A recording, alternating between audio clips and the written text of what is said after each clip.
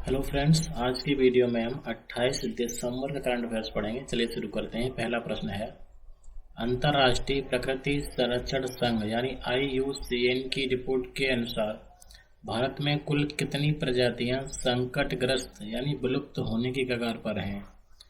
तो इनकी संख्या है 73 यानी 73 प्रजातियां। अंतर्राष्ट्रीय प्रकृति संरक्षण संघ की रिपोर्ट के मुताबिक भारत में 73 प्रजातियां लुप्त होने की कगार पर हैं। वर्ष 2011 में लोकसभा मंत्रालय की ओर से दी गई रिपोर्ट के मुताबिक कुल प्रजातियों की संख्या 47 थी, लेकिन अब कितनी हो गई है? 73। इसमें स्तनधारियों की 9 प्रजातियां हैं, 18 पक्षियों की, 26 सरीसृप और 20 उभयचर इसमें शामिल हैं।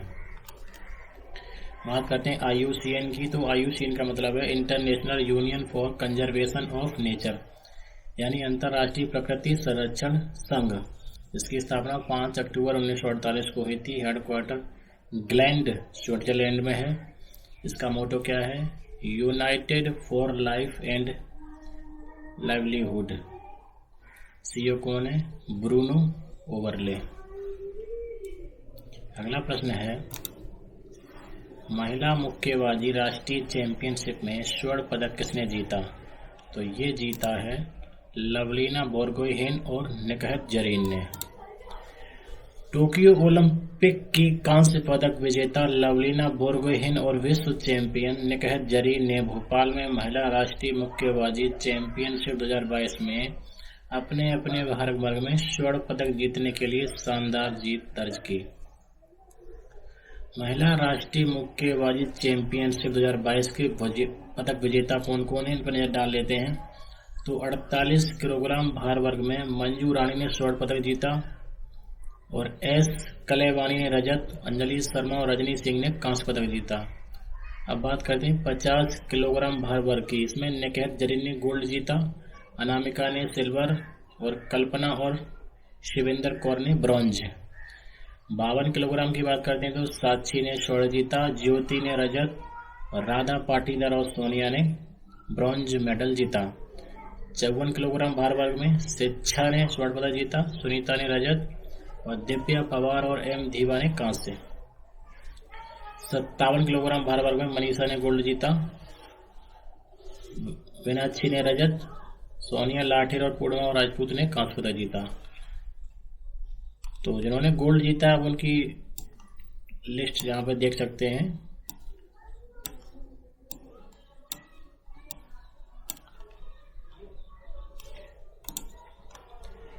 अगला प्रश्न देखते हैं, भारतीय राष्ट्रीय राजमार्ग प्राधिकरण national highway authority of India के अध्यक्ष कौन बने हैं? उनका नाम है संतोष कुमार यादव। संतोष कुमार यादव को भारतीय राष्ट्रीय राजमार्ग प्राधिकरण का अध्यक्ष नियुक्त किया गया है।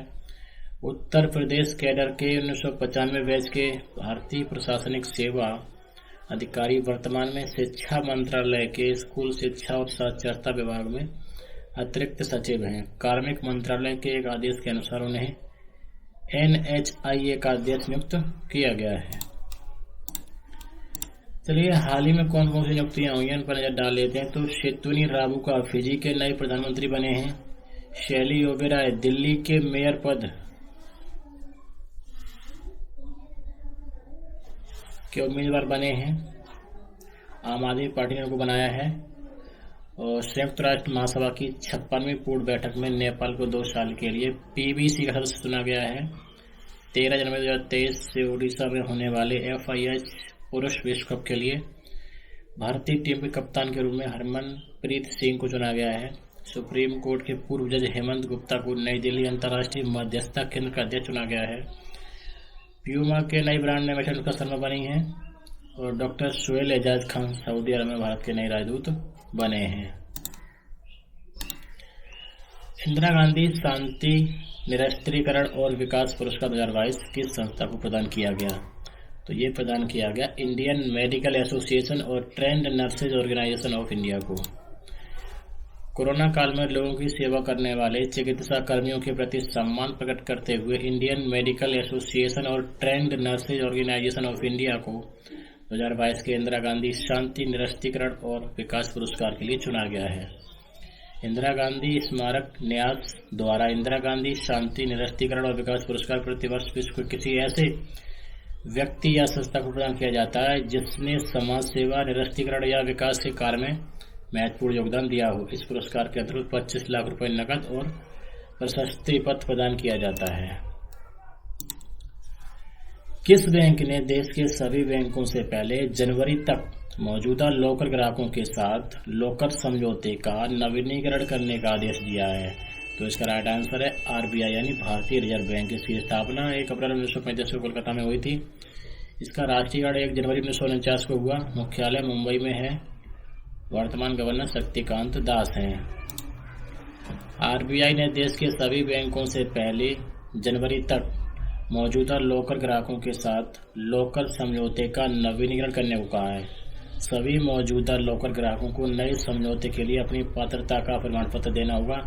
सभी ग्राहकों को निश्चित तिथि से पहले अपने समझौते का नवीनीकरण कराना होगा। आरबीआई ने सभी बैंकों को स्ट्रांग रूम के प्रवेश और निकास द्वार पर बैंक के साझा क्षेत्र में सीसीटीवी कैमरे लगाने की सलाह दी है। साथ ही सभी बैंकों को कैमरों की रिकॉर्डिंग कम से कम 180 दिन तक सुरक्षित रखना होगा। आरबीआई ने बैंकों को यह भी सुनिश्चित करने का निर्देश दिया है कि नए लॉकर समझौता में कोई भी अनुचित प्रावधान या शर्त नहीं होनी चाहिए। दिशा निर्देशों के अनुसार यदि कोई ग्राहक अपने लॉकर को बिना उसकी जानकारी के खोले जाने या किसी चोरी या सुरक्षा में चूक की शिकायत करता है तो बैंक पुलिस जांच पूरी होने और मामले के निपटारे तक सीसीटीवी रिकॉर्डिंग सुरक्षित रखेगा।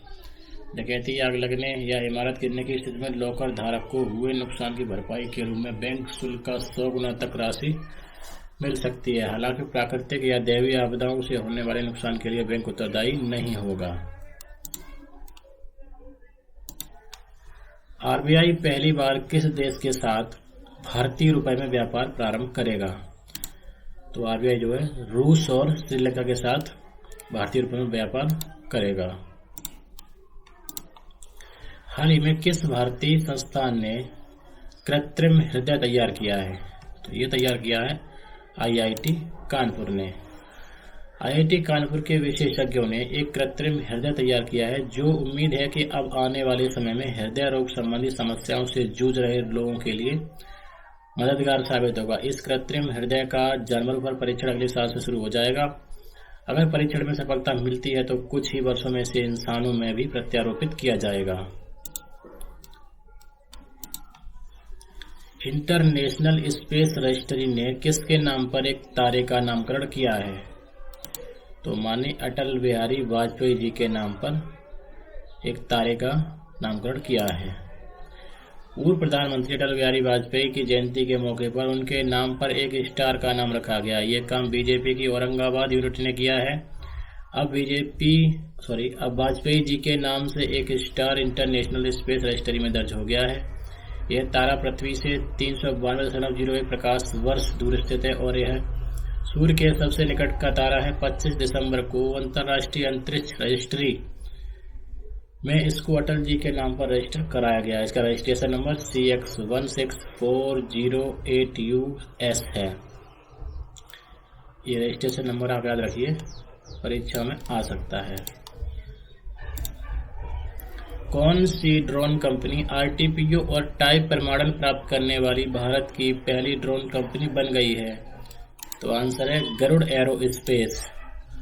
स्वदेशी रूप से निर्मित देश के पहले किसान ड्रोन को नागरिक उड्डयन महानिदेशालय ने टाइप सर्टिफिकेट और आरपीटीओ यानी रिमोट पायलट ट्रेनिंग ऑर्गेनाइजेशन दोनों की मंजूरी दे दी है। इस किसान ड्रोन का निर्माण भारत की प्रमुख ड्रोन निर्माता गरुड़ एरोस्पेस ने किया है। गरुड़ एरोस्पेस देश की पहली ड्रोन कंपनी बन गई है। इसने डीजीसीए से प्राप्त सर्टिफिकेशन और पायलट ट्रेनिंग के लिए अप्रूवल प्राप्त किया है। आरपीटीओ सर्टिफिकेट एक रिमोट पायलट ट्रेनिंग सर्टिफिकेट है।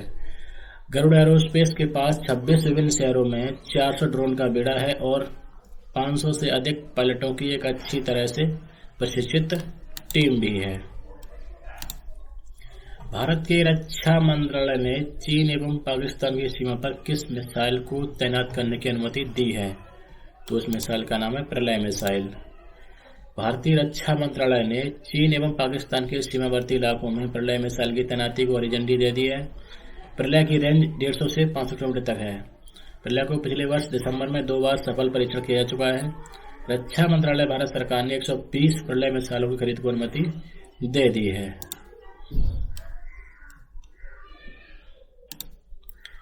महाराष्ट्र ने सड़क पर रह रहे बच्चों के लिए कौन सी बस लॉन्च की है?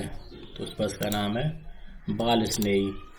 महाराष्ट्र के महिला एवं बाल विकास विभाग ने सड़क पर रहने वाले बच्चों के पुनर्वास की दृष्टि से बाल स्नेही बसें और वैन शुरू की हैं। बात कर लेते हैं महाराष्ट्र की राजधानी मुंबई। मुख्यमंत्री एकनाथ शिंदे, राज्यपाल श्री भगत सिंह कोश्यारी। भोपाल में चल रहे इंटरनेशनल वन मेले का समापन किस दिन किया गया? तो समापन किया गया 26 दिसंबर को। राज्यपाल मंगू भाई पटेल के मौजूदगी में 6 दिवसीय इंटरनेशनल वन मेले का समापन किया गया। भोपाल में चल रहे इंटरनेशनल वन मेले में अभी तक के सबसे अधिक 2 करोड़ की औषधि और हर्बल उत्पाद की बिक्री हुई है। इसका आयोजन जो है वो 22 से 26 दिसंबर तक भोपाल में किया गया। अगला प्रश्न है, नॉर्थ ईस्ट फेस्टिवल का कौन सा संस्करण हाल ही में दिल्ली के जवाहरलाल नेहरू स्टेडियम में आयोजित किया गया? इसका आंसर है 10वां संस्करण। भारत की राजधानी दिल्ली के जवाहरलाल नेहरू स्टेडियम में नॉर्थ ईस्ट फेस्टिवल का 10वां संस्करण आयोजित किया गया है। MSME के नारायण राणे ने दिल्ली के जवाहरलाल नेहरू स्टेडियम में 4 दिवसीय महोत्सव का उद्घाटन किया है। इस फेस्टिवल का उद्देश्य उत्तर पूर्व क्षेत्र के विविध जीवन, संस्कृति, परंपराओं और पर्यटन को बढ़ावा देना है। इसका आयोजन जो है वो 23 से 26 दिसंबर तक किया गया। किस शहर में आयोजित 7 दिवसीय कोलकाता अंतर्राष्ट्रीय फिल्म फेस्टिवल का रंगारंग समापन हुआ है? तो जैसा नाम से स्पष्ट है, कोलकाता में। पश्चिम बंगाल के कोलकाता शहर में हाल ही में 7 दिवसीय कोलकाता अंतर्राष्ट्रीय फिल्म फेस्टिवल का रंगारंग समापन हुआ है, जिसमें अंतर्राष्ट्रीय प्रतिस्पर्धा में golden Bengal royal tiger award for best film का पुरस्कार स्पेन की फिल्म अपोनेंट्री और बांग्लादेश की the gold wings of water cocks को मिला है। इसका आयोजन 16 दिसंबर से 22 दिसंबर तक किया गया और क्रम कौन सा था? 28वां। दोस्तों, आज की वीडियो में इतना ही। जय हिंद, जय भारत।